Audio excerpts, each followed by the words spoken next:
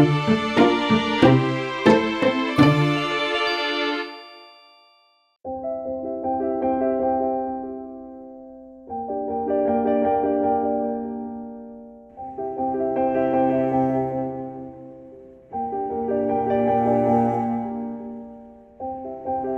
fellow detectives. Welcome to Unlocked, the official podcast for all things Nancy Drew by Her Interactive.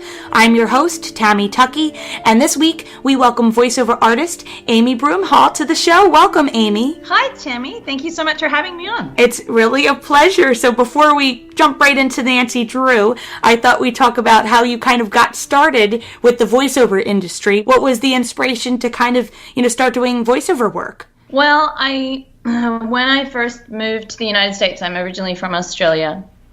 I was a stage actor. I wouldn't say I was wildly successful, but I was a stage actor in Seattle. As a stage actor, you hustle a lot, so you're always looking for other things to do to keep those paychecks coming. So I think at one point I had 6 jobs at the same time. And one of the things I thought was, well, maybe I could become a voice actor because I do have a funky accent.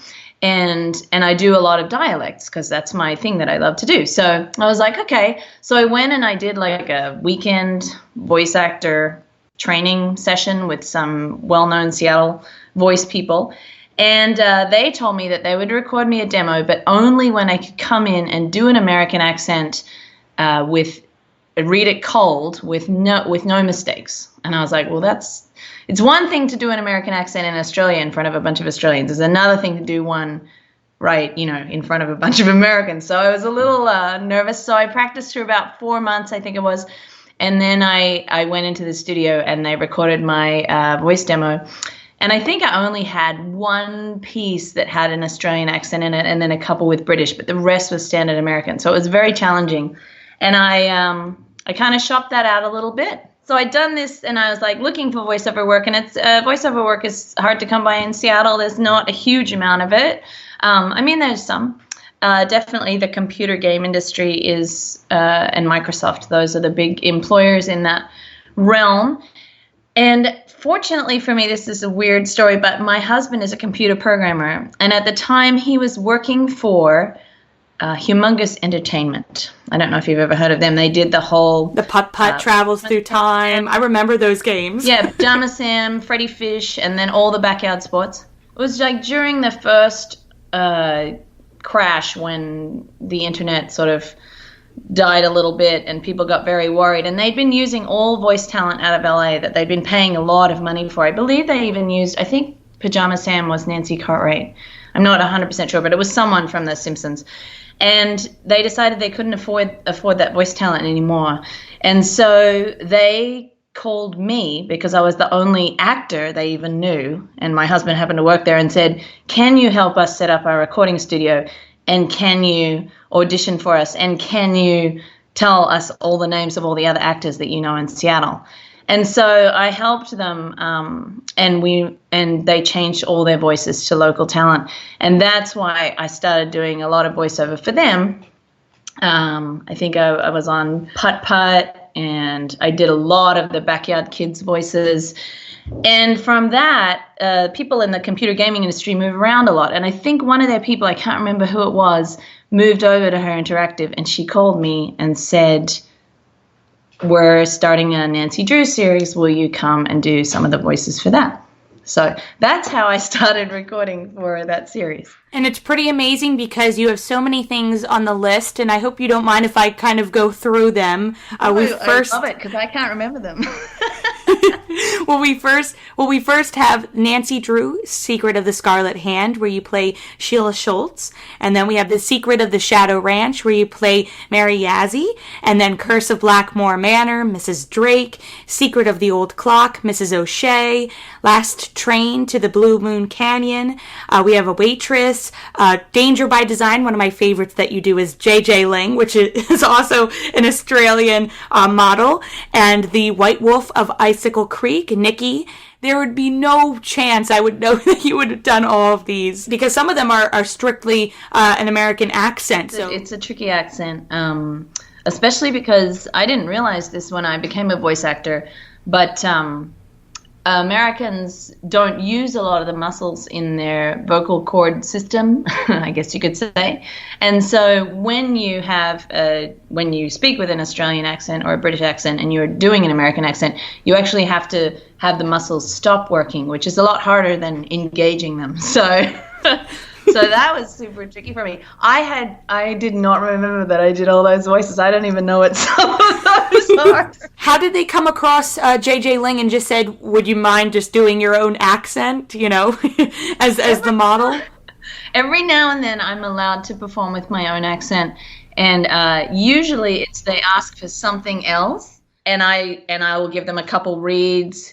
And then they'll be like, oh, that's not quite what we want. And then I'll say, well, what about my regular accent? And they're like, oh, yeah, let's use that. So I can't remember, honestly, how JJ Ling came about. But usually when I'm doing voice work, once people find out I'm Australian, because sometimes they don't know until I go in there, then they're like, oh, wait, can we use that accent? I rarely see anything before I go into the studio.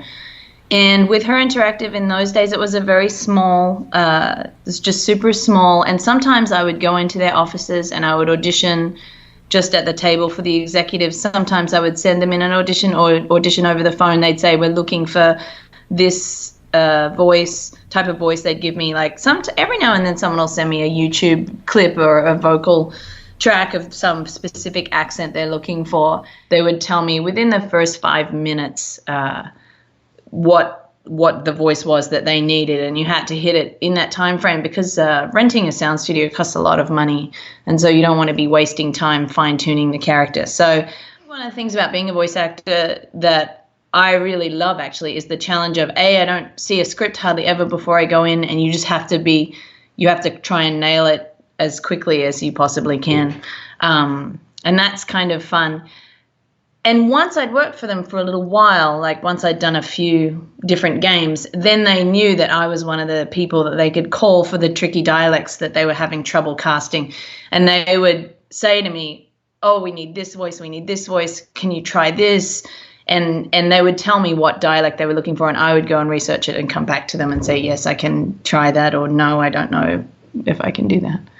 So I'm always open to that kind of work because it's so much more fun. A lot of the voiceover I do, and I'm not knocking it because it's a paycheck, but it's very dry, very corporate, kind of stuff where you're either explaining to a user how to use a certain online tool or you're announcing people at a big conference or something like that. So when I do get to do a computer game, it's so fun because those voices are obviously, those characters and voices are the most fun to do. So I would always jump at the chance to record more actual characters and fun people, especially in video games, which are really cool. And what other projects have you been currently working on or in the past that you'd like to mention? I'm trying to think what I just recently did an in-house recording for GoDaddy, and I also I'm trying to think what it was called, the conference. I just recorded the big introductory voice for that giant Microsoft conference they hold in Orlando. They just held it there. I can't remember if it's the developers one or the international one. They have a lot of conferences. Anyway, that was kind of fun because I got to be the voice of God basically in the huge arena saying, attention, the Microsoft conference will start in 5 minutes. And then I got to introduce all the big fancy bigwigs, even though I was in a recording studio, so I never actually saw any of them. So that was super fun. Yeah, my voiceover work that I do, because I don't look for any, it all just comes to me. People call me.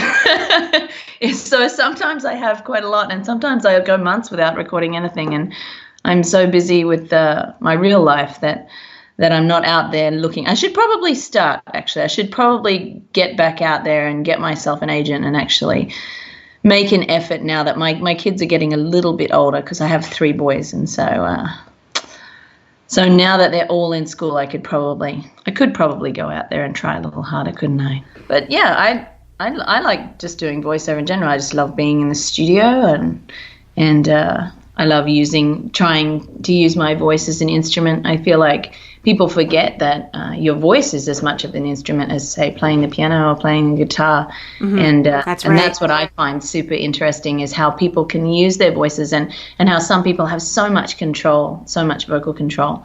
And that's super interesting to me. That, and the fact that voiceover is everywhere, and it's become very seamless in our world. So, you know, every day you're exposed to some voice actor doing some kind of voiceover, whether it's, you know, Siri on your phone, or you call up some company and listen to someone, an automated message, or you're online and you listen to a voiceover about some product you're learning to use. And because people will ask me, you know, what do you record? And I'll say, well, there's all this. And they're like, oh, I didn't know there were people who did that. I think they think it's like just, you know, Jan in accounting or something who does the voice. So I think it's a really interesting profession, and I'm always happy to work when it presents itself to me. Well, if you could describe your experience working with Her Interactive and being a part of the Nancy Drew universe using one word, what would that be? I would have to say challenging, actually. I had a couple jobs with them where the dialect was very difficult, and I really liked that, actually. And challenging in a positive way, not in a negative way. I really enjoyed trying to get the dialects. One thing when I do dialect work is I really want the dialect to be there all the time. I don't want to hear any slip-ups in it. And that can be difficult, particularly with the dialect combined with character work at the same time. So yeah, I found it quite challenging, and I really enjoyed that. Well, I can't thank you enough for being on the show, Amy. This was a real treat. I love speaking to JJ Ling, to Sheila, to Mary, but most of all to Amy herself. So I really appreciate it, and I hope that you can come back on the show soon to talk maybe another potential Nancy Drew game character that you might be doing. That would be fabulous. Thank you so much for having me. This has been, I'd kind of forgotten I even did those voices. So it's been really fun for me to actually talk about them and remember that time. Thank you so much for having me, Tammy.